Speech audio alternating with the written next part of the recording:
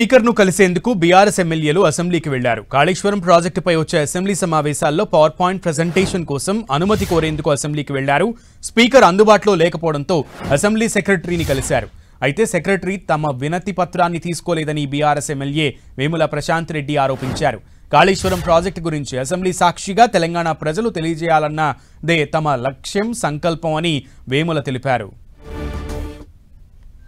పూర్తి వాస్తవాలు ఆధారాలతో సహా గణాంకాలతో సహా సాంకేతిక అంశాలతో కూడినటువంటి పవర్ పాయింట్ ప్రజెంటేషన్ ద్వారా సమగ్రంగా తెలంగాణ ప్రజలకు తెలియజెప్పే అవకాశం మా శాసనసభ పక్షానికి ఇవ్వాలని చెప్పి స్పీకర్ గారిని కోరదామని చెప్పి రిప్రజెంటేషన్ ఇవ్వడానికి ప్రయత్నం చేసినాం.